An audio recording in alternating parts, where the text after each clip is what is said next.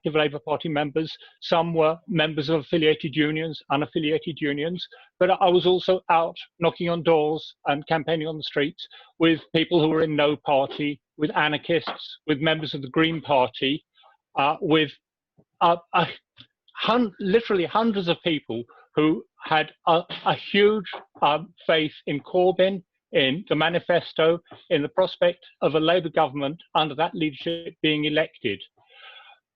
Now, we all know we have no illusions about what Labour in government has done in the past. We have no way of knowing now whether a Corbyn government would have responded differently. But we do know that there were the beginnings then in November of a mass movement of people who had huge, maybe there were illusions, maybe they were well-founded, but huge belief in what that government could do, which would have been a huge force, potentially a huge force, in holding that leadership to its commitments. These people have not gone away. Had Labour won, I think many of the people who were not in the party would have joined, would have become an even more important political force. But they've not gone away. And many may be disillusioned, but I think part of what we need to be looking at is the potential that we saw last November of a mass social movement that believed in the possibility of a radical social democratic government and the manifesto commitments that were being put forward. Now, Simon outlined some of the faults of Labourism and some of the tasks that Corbyn didn't face and challenges that he didn't meet. I think he left out one significant failure, which was the failure to tackle the party machine.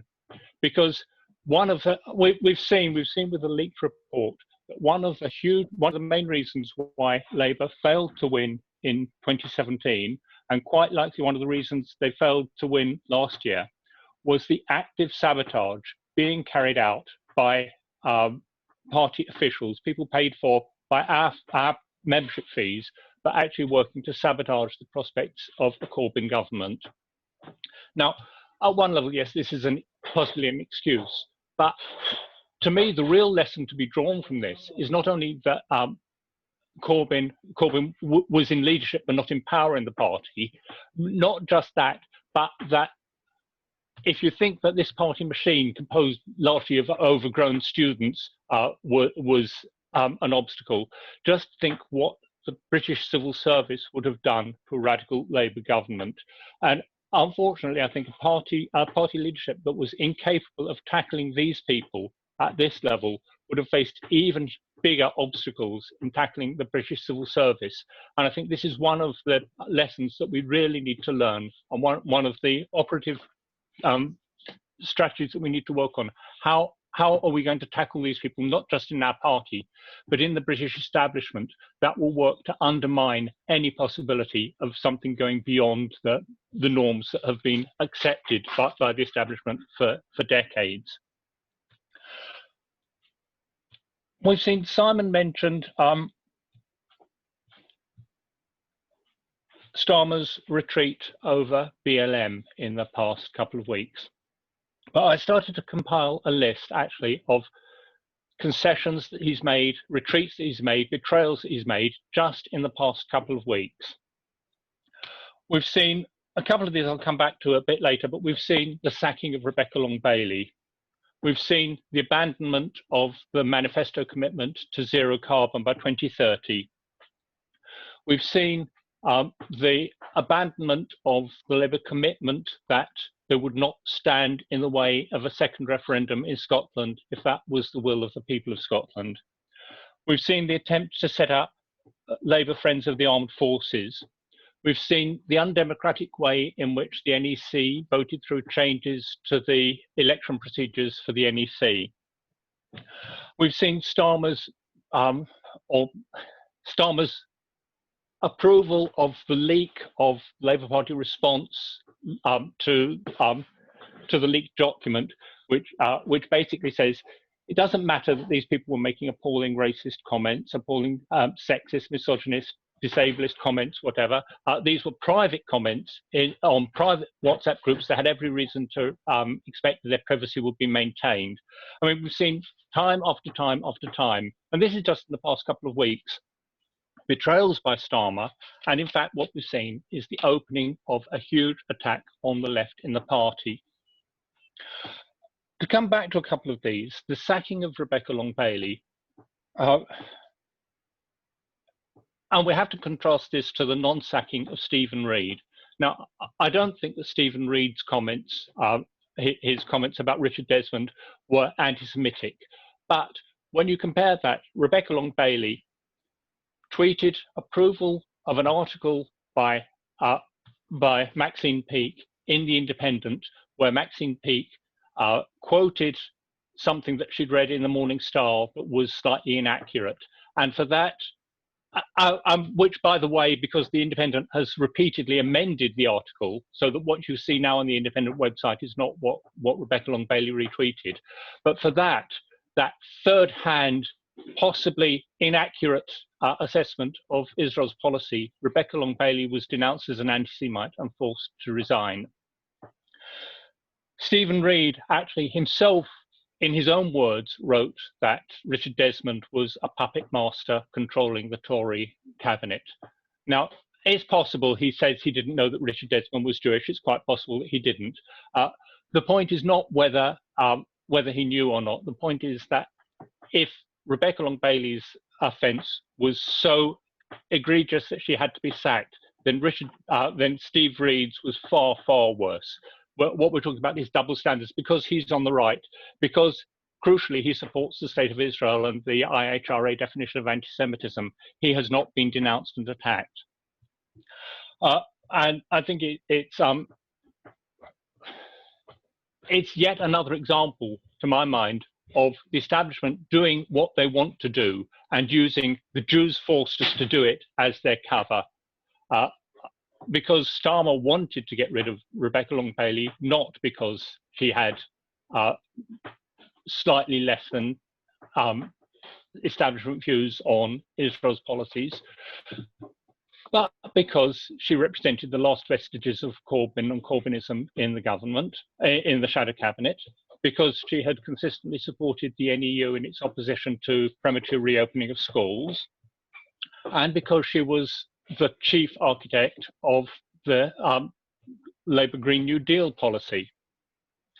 Now, to come to that as well, at the same time, almost the same day that he sacked Rebekah Long-Bailey, Starmer reneged on the manifesto commitment to work towards zero carbon by 2030.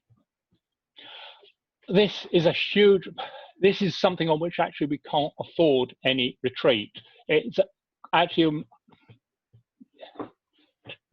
far from sufficient to prevent runaway climate change, but it was important that Labour had supported this. It was important that at party conference, despite opposition from some unions, this was won and that this was put into the manifesto.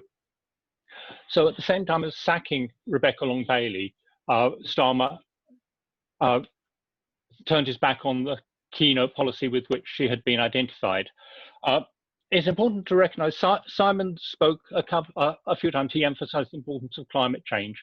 I think we have to recognise that climate change is not the be-all and end-all of the ecological environmental problems that we face, and that we're talking about a multiple crisis, a crisis of biodiversity, a crisis of resource depletion, a crisis of poisoning of the atmosphere and the water and the food, crisis on many, many levels that have been conveniently reduced to climate change, all of which have to be tackled if there's going to be any prospect of future existence on this planet.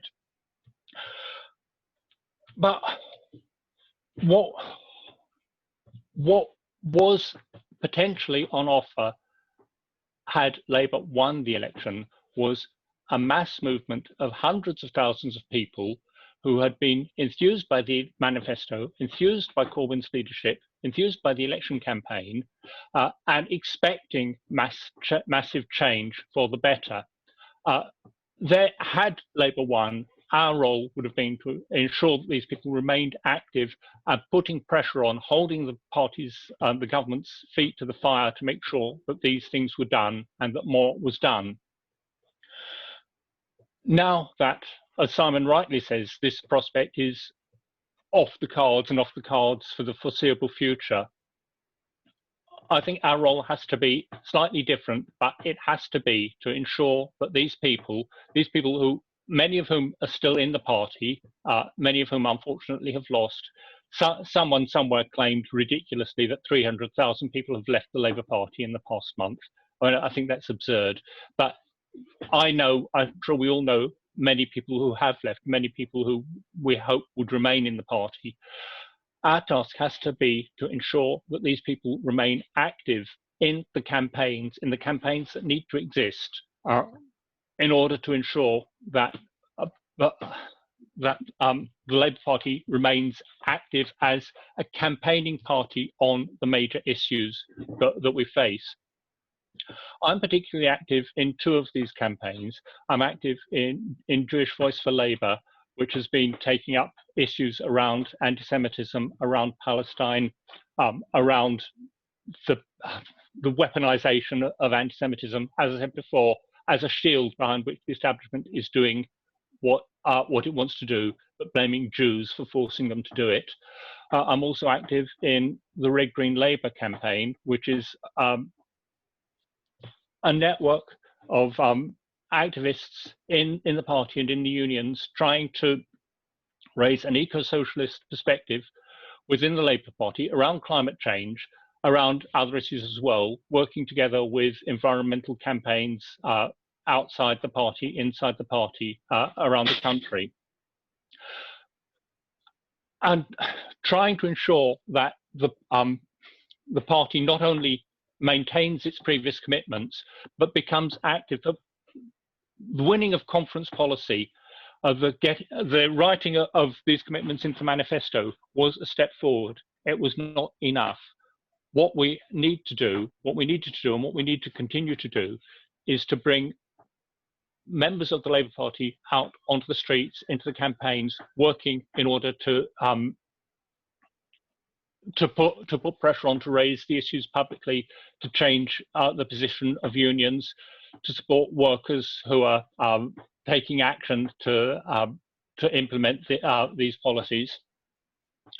What we also need to be looking at is a way to ensure that people in the campaigns do not just go off, as Simon was saying, into building more campaigns that exist only as propaganda campaigns without any prospect of influencing the government and power.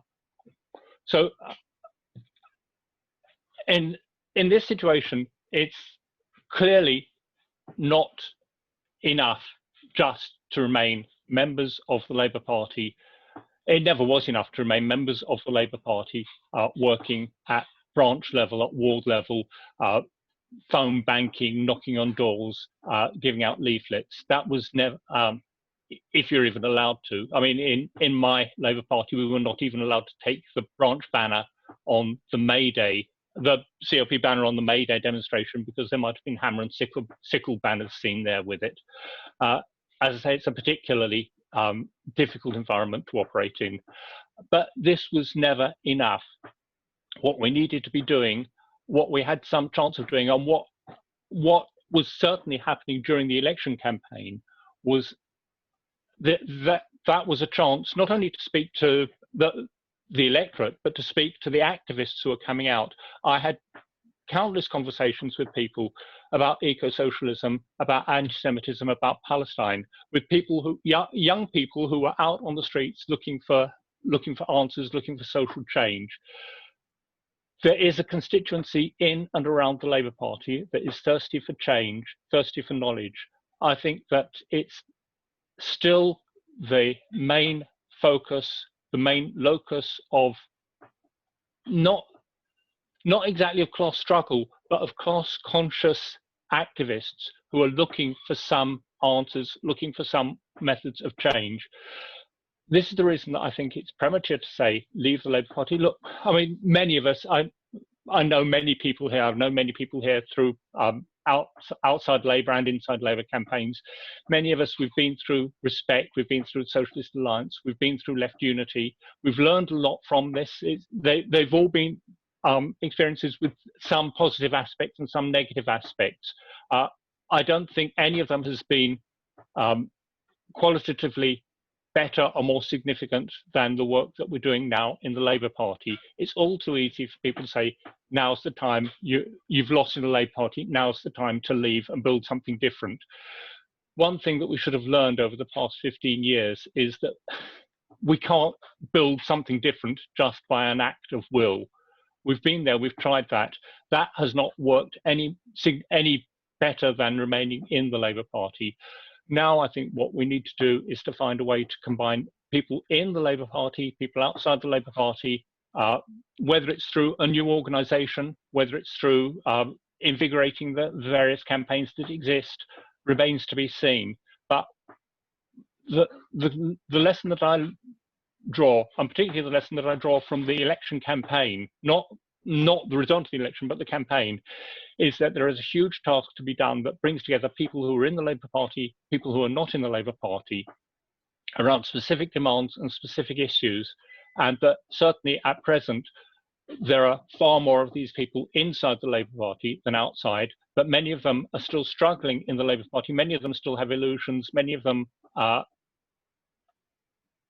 less active, but still want to see the party doing something. And these are the people that we need to be working with if we're going to build something that's capable of changing society, and capable of building the mass movement that we need to do so.